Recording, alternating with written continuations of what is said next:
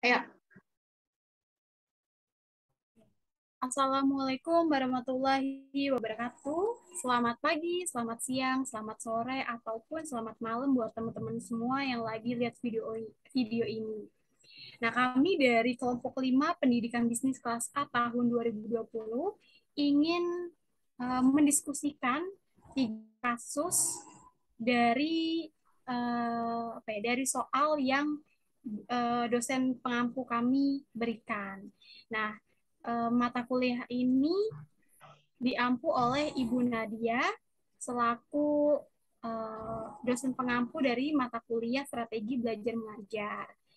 Mungkin sebelum kita lanjut ke diskusi mengenai kasusnya, kita akan perkenalan diri dulu ya. Jadi nama saya Cahyan Mutia Semari Nugraheni dengan NIM 1707620045. Saya Mila Aulia dengan NIM 1707620001. dan saya Salsa Adisa Fitri dengan NIM 1707620046. Oke, karena tadi udah berkenalan, kita langsung aja kali ya mulai dengan kasus yang pertama nih. Nah, kasus pertama ini akan saya moderatori sendiri ya. Nanti kita akan berdiskusi nih. Jadi kasus yang pertama itu ada dengan judul Heboh Guru Cabuli Siswi, PAN minta Distrik DKI buat kebijakan pengawasan. Jadi itu sebelumnya tuh ini mengenai kasus ada seorang guru honorer yang berinisial AM, usianya 32 tahun, mencabuli muridnya sendiri. Jadi aksi pencabulan tersebut itu sudah berlangsung selama 3 tahun dan baru terungkap awal Desember 2020. Nah, seperti yang kita ketahui bahwa kekerasan seksual di lingkungan sekolah itu semakin merajalela ya. Nah, sebenarnya udah banyak nih kasus yang terjadi, tapi banyak korban yang takut untuk mengungkapkan dan melaporkannya karena kurangnya perlindungan terhadap korban pelecehan seksual ini. Nah, sekarang nih banyak yang keungkap itu penyebabnya karena karena sejak pandemi 2020 itu daring, jadi banyak orang yang berani untuk melaporkan kepada Komnas Perempuan ataupun KPAI kayak gitu. Nah, di Indonesia sendiri itu jumlah kasus kriminal kesusilaan ini itu banyak banget pokoknya. Nah, mungkin bisa nih dari teman-teman dari Salsadis ataupun Mila untuk kasih tahu nih, ada nggak sih peningkatan yang terjadi atau ada nggak sih peningkatan yang terjadi ya dalam kejahatan seksual ini? Baik, mungkin saya izin melanjutkan ya. Betul banget tadi kata Cahya kalau kasus kekerasan seksual ini banyak sekali di Indonesia. Di sini saya mengambil dari katadata.co.id. Dalam rentang waktu 2016 sampai 2021 itu terjadi peningkatan kasus pemerkosaan dan pencabulan itu mencapai 31%. Nah, pada 2016 jumlah kasus tersebut sebanyak 5.237 kasus, sementara pada 2020 menjadi 6.872 kasus. Wah, banyak juga ya Oke. berarti pelecehan seksual yang ada di Indonesia. Yang aku tahu tuh kejahatan seksual itu tuh ada 5 nih ya. Yang pertama itu ada pemerkosaan, terus ada pelecehan seksual, ada eksploitasi seksual, terus ada penyiksaan seksual, sama perbudakan seksual. Itu sih yang baru aku tahu. Mungkin dari Cahya sama Mila ada tahu kejahatan seksual lainnya. Oke, jadi aku juga tahunya sih 5 sih, tadi kan udah disebutin tuh ya. Terus ada intimidasi, ada ancaman dan percobaan pemerkosaan, terus ada prostitusi, prostitusi paksa ya, ada prostitusi paksa, terus ada pemaksaan kehamilan, pemaksaan aborsi, terus ada pemaksaan perkawinan kayak gitu sih. Mungkin ada apa Mila mungkin mau menambahkan? Iya, boleh nih. Aku juga mau nambahin dari Adi sama Cahya tadi ya. Kalau ada 4 lagi nih, ada perdagangan perempuan untuk tujuan seksual, lalu ada kontrol seksual seperti pemaksaan busana dan diskriminasi perempuan lewat aturan, lalu penghukuman tidak manusiawi dan bernuansa seksual. Kemudian yang terakhir itu ada praktik tradisi bernuansa seksual yang membahayakan perempuan. Wah, banyak banget ya, berarti ada 14 kejahatan seksual. Nah, dari studi kasus di atas nih, yang seharusnya pendidikan dan pembelajaran terkait kesetaraan gender menjadi aspek yang paling penting dalam upaya meminimalisir kekerasan seksual di lingkungan sekolah. Nyatanya justru itu kebalikannya. Oke, bisa dilanjuti lagi oleh Cahya. Oke, benar banget nih ya. Di sekolah yang seharusnya yang menjadi tempat yang nyaman untuk belajar dan mengembangkan diri, peserta didik harus berakhir dengan kejahatan yang sangat kejam. Bahkan yang melakukan kejahatan itu adalah pendidiknya, yaitu guru itu sendiri, seperti kasus tersebut. Nah, sudah banyak kasus guru yang mencabuli muridnya, bahkan hingga hamil pun ada gitu. Tapi banyak murid yang tidak mau melapor karena takut. Namun sekarang sudah ada perlindungan terhadap korban dan hukuman untuk pencabul yang diatur dalam RUU PKS yang baru disahkan oleh DPR. Nah, selain itu perbuatan cabul dalam KUHP diatur dalam buku kedua tentang kejahatan, bab 14 tentang kejahatan kesusilaan, pasal 281 hingga pasal 303. Jadi perbuatan tersebut tuh diartikan sebagai segala perbuatan yang dianggap melanggar kesopanan atau kesusilaan dan bisa mendapatkan hukuman itu bisa 15 tahun penjara, bahkan bisa hukum mati. Nah, kemudian nih, menurut teman-teman nih, jika dikaitkan dengan kualifikasi, kompetensi, dan sertifikasi yang wajib dimiliki seorang guru, itu gimana sih? Mungkin bisa memberikan pendapatnya. Oke, mungkin dari aku dulu kali ya. Di sini aku mau bahas tentang kompetensi dari berdasarkan kompetensi guru dulu nih. Nah, kalau kasusnya guru cabul tersebut itu tuh tidak memenuhi poin kompetensi. Karena pada poin kompetensi yang pertama yaitu kompetensi pedagogik, di mana yang seharusnya guru mengelola pembelajaran dengan baik, nyatanya tidak gitu loh. Terus pada poin kepribadian juga guru cabul tersebut tidak memiliki akhlak yang mulia karena justru ia malah melakukan hal yang kejam kepada peserta didiknya. Kemudian pada kompetensi profesional, guru cabul tersebut juga tidak memiliki kemampuan penguasaan yang memungkinkan membimbing peserta didik. Dan yang terakhir pada kompetensi sosial, guru cabul tersebut pun tidak memiliki poin tersebut karena tidak memiliki kemampuan yang baik dalam menjadi orang tua di sekolah dan malah melakukan hal yang tidak terpuji kepada peserta didiknya. Nah, selanjutnya mungkin untuk poin sertifikasi, boleh nih Adis menambahkan. Oke, aku mau nambahin nih. Tadi kan Mila udah ngejelasin tentang kompetensi yang dimiliki, yang tidak dimiliki dari studi kasus ini, yaitu ada kompetensi pedagogik, ada kompetensi sosial, sama profesional. Nah, lalu aku mau ngebahas poin sertifikasi pendidik, di mana para guru ini tidak akan pernah memiliki sertifikasi sebagai pendidik karena tindakannya yang sangat kejam, dan meskipun sudah memiliki sertifikasi, maka sertifikasi itu harus dicabut. Hal tersebut juga melanggar kode etik profesi guru yang telah disepakati bersama dengan PGRI. Jadi bisa disimpulin nih sama Cahya dari diskusi. Oke, terima kasih nih Mila dan Adis yang sudah mengkaitkan kejadian atau kasus tersebut nih guru cabul ini dengan kualifikasi, kompetensi, dan sertifikasi. Jadi bisa disimpulkan bahwa guru tersebut itu tidak memiliki kepribadian dan etika profesi guru karena yang pertama tidak bermoral, terus telah mencoreng dunia pendidikan, terus mencoreng profesi guru, profesi seorang guru. Selain itu, yang lebih penting adalah selain itu menghancurkan masa depan anak didiknya yang menjadi korban pencabulan tersebut. Nah, kita tahu ya bahwa guru itu adalah pendidik profesional dengan tugas utama itu mendidik, mengajar, membimbing, mengarahkan, melatih, menilai, dan mengevaluasi peserta didik. Tapi pada kasus tersebut guru cabul itu tidak memiliki kepribadian dan etika profesi seorang guru. Ya gitu ya. Mungkin udah selesai nih kasus kita yang pertama mengenai guru cabul tadi. Selanjutnya kita akan masuk ke kasus yang kedua, yaitu cerita para guru berinovasi di tengah pandemi yang akan disampaikan atau yang akan dimoderatori oleh Adis. Oke, Adis, makasih. silakan. Oke, makasih Cahya. Jadi kan tadi kita udah diskusi nih tentang heboh guru cabuli siswa, PAN minta distrik TKI buat kebijakan pengawasan. Nah, ini termasuk studi kasus yang negatif. Lalu bukan hanya itu saja, kami ini mau ngejelasin tentang studi kasus guru yang positif, di mana cerita para guru berinovasi di tengah pandemi corona. Jadi bermula dari kota Wuhan, tepatnya di Tiongkok, virus jenis baru telah menyebar ke berbagai belahan negara di dunia yang menyebabkan timbulnya penyakit coronavirus atau disebut juga dengan COVID-19. Akibat dari pandemi COVID-19 ini menyebabkan diterapkannya berbagai kebijakan untuk memutus mata rantai penyebaran virus COVID-19 di Indonesia.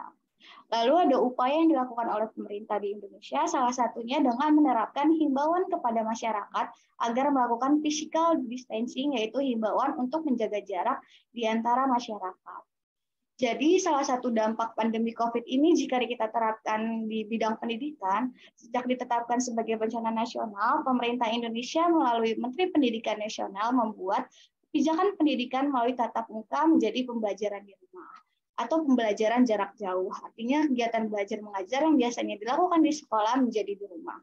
Sistem inilah yang banyak dijumpai dan berkendala. Perubahan kebijakan pembelajaran online tentunya mengikuti perkembangan teknologi yang berkembang pesat. Penggunaan teknologi juga banyak mengalami masalah.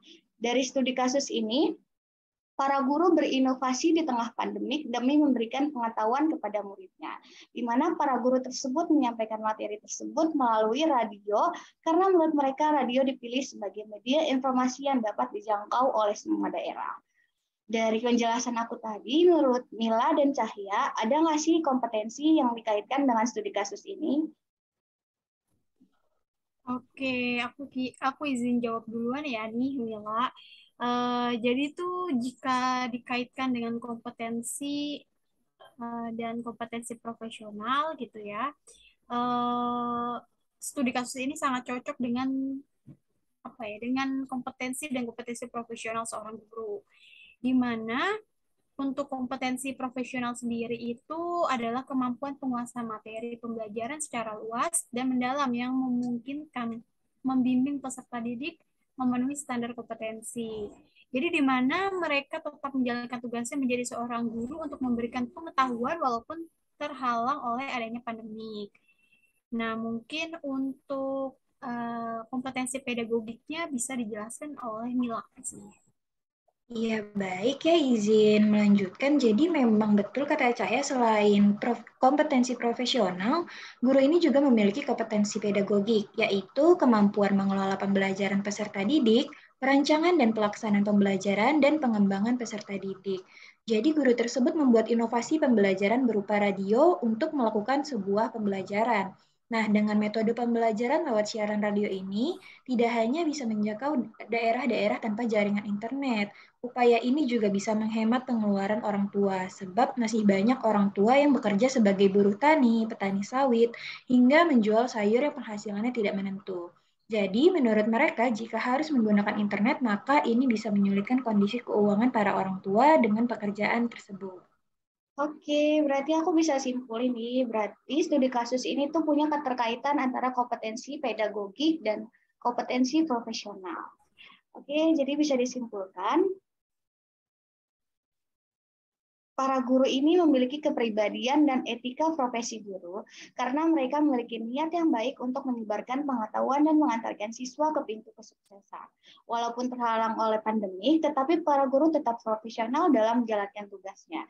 Di mana tugas guru profesional yang sudah tadi Cahya bilang, yaitu mendidik, mengajar, membimbing, mengarahkan, melatih, menilai, dan mengevaluasi peserta didik.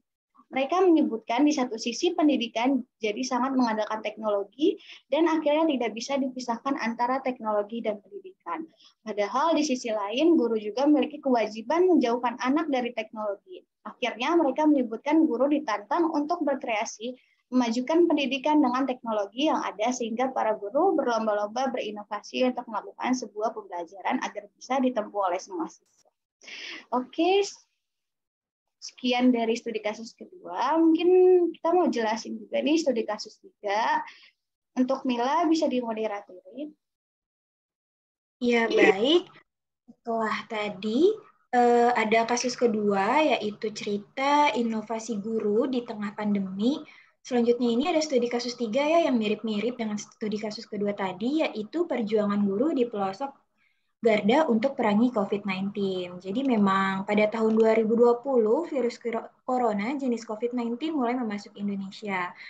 Nah, maka dari itu pemerintah mencoba untuk mengambil tindakan dengan memberlakukan PSBB untuk memutus rantai penyebaran. Nah, hal ini juga membuat segala aktivitas yang biasa dilakukan di luar rumah terpaksa harus dilakukan di luar rumah, termasuk dalam pendidikan yang semula tatap muka menjadi tatap maya. Dan hal ini tentunya berdampak besar terutama bagi wilayah-wilayah yang di pelosok Indonesia yang mana belum terjangkau dengan internet, kemudian fasilitas yang masih belum memadai, dan lain-lainnya. Nah, di sini ada kisah tentang Wilfridus Kado, guru SMK Negeri 7 ND, NTT, dan juga Afan Faturrahman, guru SD Negeri Batu Putih Lauk 3, Sumeneb, Madura, Jawa Timur. Di mana mereka berjuang dan melakukan pengorbanan besar untuk mengajar para siswanya di tengah pandemi gitu. Nah, kalau menurut Cahya sama Adis, kalau misalnya dikaitkan dengan kompetensi pendidik, kira-kira kompetensi apa gitu yang dimiliki oleh Wilfridus Kado maupun Afan? Oke, makasih Mila nih ya. Jadi kita langsung aja diskusi nih ya. Jadi aku mau jawab tadi udah dengar cerita-cerita Mila dan baca nih apa beritanya gitu ya. Jadi aku mau ngasih tahu